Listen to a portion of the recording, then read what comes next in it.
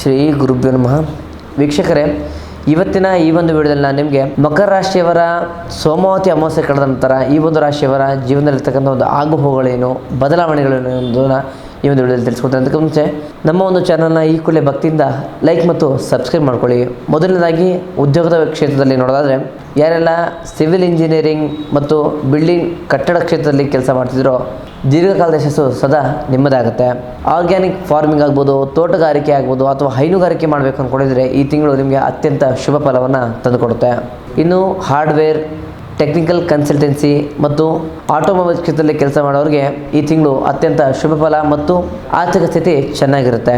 ಇನ್ನು ವ್ಯವಹಾರದ ಬಗ್ಗೆ ನೋಡೋದಾದರೆ ಹೊಸ ಬಿಸ್ನೆಸ್ ಪ್ಲಾನ್ಗಳು ನಿಧಾನವಾಗಿ ಆದರೂ ಕೂಡ ಗಟ್ಟಿಯಾಗಿ ವರ್ಕೌಟ್ ಆಗುತ್ತೆ. ವಿಶೇಷವಾಗಿ ಕಬ್ಬಿಣ, ಸಿಮೆಂಟ್ ಮತ್ತು ವಾಹನದ ಸ್ಪೇರ್ ಪಾರ್ಟ್ಸನ್ನು ಮಾರ್ತಾ ಇದ್ದರೆ ನಿಮಗೆ ಗ್ರಾಹಕರ ಸಂಖ್ಯೆ ಹೆಚ್ಚಾಗುತ್ತೆ. ಇನ್ನು ಆರ್ಥಿಕ ವಿಚಾರದಲ್ಲಿ ನೋಡೋದಾದರೆ ಶನಿ ದೇವರ ಕೃಪೆಯಿಂದ ನಿಮಗೆ ಹಣಕಾಸಿನ ಹರಿವು ಹೆಚ್ಚಾಗಿರುತ್ತೆ. ಹಳೆಯ ಬಾಕಿ ಸಾಲಗಳು ವಾಪಸ್ ಬರುತ್ತೆ. ಮಕರ ರಾಶಿಯವರಿಗೆ ಭವಿಷ್ಯದ ಬಗ್ಗೆ ಅತಿಯಾದ ಆತಂಕ ಹೆಚ್ಚಾಗಿರುತ್ತೆ. ದುಡ್ಡು ಬಂದ ತಕ್ಷಣ ಜುಪಣತನವನ್ನು ಮಾಡದೆ ಬಿಸ್ನೆಸ್ ಡೆವಲಪ್ಮೆಂಟ್ಗೋಸ್ಕರ ಸರಿಯಾದ ರೀತಿಯಲ್ಲಿ ಇನ್ವೆಸ್ಟ್ಮೆಂಟ್ನ ಮಾಡಿ.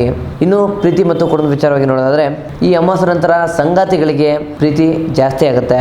ಇಷ್ಟು ದಿನ ಇದ್ದಂಥ ಸಣ್ಣ ಪುಟ್ಟ ಭಿನ್ನಾಭಿಪ್ರಾಯಗಳು ದೂರ ಆಗುತ್ತೆ. ಯಾರೆಲ್ಲ ಒಂಟಿಯಾಗಿದ್ದರೋ ನಿಮ್ಮ ಕಷ್ಟವನ್ನು ಅರ್ಥ ಮಾಡ್ಕೊಳ್ಳುವಂಥ ಲೈಫ್ ಮಾತ್ರ ನಿಮಗೆ ಸಿಗ್ತಾರೆ. ಇನ್ನು ಕುಟುಂಬದಲ್ಲಿ ನಿಮ್ಮ ಜವಾಬ್ದಾರಿಗಳು ಹೆಚ್ಚಾಗುತ್ತೆ. ತಂದೆ ಮತ್ತು ಒಡಹುಟ್ಟಿದವರಿಂದ ಹಣಕಾಸಿನಲ್ಲಿ ಸಹಾಯ ಸಿಗುತ್ತೆ. ಇನ್ನು ಆರೋಗ್ಯದ ಕಡೆ ನೋಡೋದಾದರೆ ವಾಯು ತತ್ವದ ರಾಶಿ ನಿಮ್ಮದಾಗಿರೋದ್ರಿಂದ ಅತಿಯಾದ ಸುಸ್ತು, ಮೊಣಕಾಲು ನೋವು ಅಥವಾ ಕುತ್ತಿಗೆ ಭಾಗದಲ್ಲಿ ನೋವು ಬರೋದು ಸಹಜ ನಿಮಗಾಗುತ್ತೆ. ಕ್ಯಾಲ್ಸಿಯಂ ಇರುವಂಥ ಆಹಾರವನ್ನು ಸೇವನೆ ಮಾಡಬೇಕಾಗುತ್ತೆ. ಜೊತೆಗೆ ಬೆಳಿಗ್ಗೆ ಲಘುವಾದ ಆಹಾರವನ್ನು ಸೇವನೆ ಮಾಡಬೇಕಾಗುತ್ತೆ. ಈ ಒಂದು ರಾಶಿಯವರ ಪರಿಹಾರ ತಂತ್ರಗಳನ್ನು ನೋಡೋದಾದರೆ ನಿಮ್ಮ ರಾಶಿಯಾಧಿಪತಿ ಶನಿಯ ಪ್ರಸನ್ನತೆಗೋಸ್ಕರ ಪ್ರತಿ ಶನಿವಾರ ಶನೇಶ್ವರ ದೇವಸ್ಥಾನಕ್ಕೆ ಹೋಗಿ ಎಳ್ಳೆಣ್ಣೆನ ಅರ್ಪಣೆಯನ್ನು ಮಾಡಬೇಕಾಗುತ್ತೆ. ಶನಿವಾರ ದಿನ ಯಾರಾದರೂ ಬಡವರಿಗೆ ಅಥವಾ ದೇವಸ್ಥಾನದ ಮುಂದೆ ಭಿಕ್ಷೆ ಬೇಡುವಂತಹ ನಿರ್ಗತಿಕರಿಗೆ ನಿಮ್ಮ ಕೈಲಾದಷ್ಟು ಸಹಾಯವನ್ನು ಅಥವಾ ಊಟೋಪಚಾರವನ್ನು ಮಾಡಿ. ಒಟ್ಟಾರೆಯಾಗಿ ಮಕರ ರಾಶಿಯವರಿಗೆ ಹೇಳೋದಾದರೆ ನಿಮ್ಮ ಕಠಿಣ ಶ್ರಮವೇ ನಿಮ್ಮ ಸೌಭಾಗ್ಯ ಅಂತಲೇ ಹೇಳ್ಬೋದಾಗುತ್ತೆ. ಆತಂಕವನ್ನು ಬಿಟ್ಟು ಧೈರ್ಯವಾಗಿ ಮುನ್ನಡೆಯಿರಿ. ಒಟ್ಟಾರೆಯಾಗಿ ಇದಾಗಿತ್ತು ಸೋಮಾವತಿ ಅಮಾವಾಸ್ಯೆ ಕಳೆದ ನಂತರ ಮಕರ ರಾಶಿಯವರ ಸಂಪೂರ್ಣ ಭವಿಷ್ಯ. ನಿಮ್ಮದು ಕೂಡ ಮಕರ ರಾಶಿ ಆಗಿದ್ದರೆ ಜೈ ಶನಿದೇವ ಅಂತ ಹೇಳಿ ನಮಗೆ ಕಮೆಂಟ್ ಮೂಲಕ ತಿಳಿಸಿ. ಜೊತೆಗೆ ನಮ್ಮ ಒಂದು ವಿಡಿಯೋನ ಹೆಚ್ಚಾಗಿ ಶೇರ್ ಮಾಡಿ ಮತ್ತು ಲೈಕ್ ಮಾಡಿ. ಇನ್ನೂ ನಿಮ್ಮ ಜೊತೆ ಇರ್ತಕ್ಕಂಥ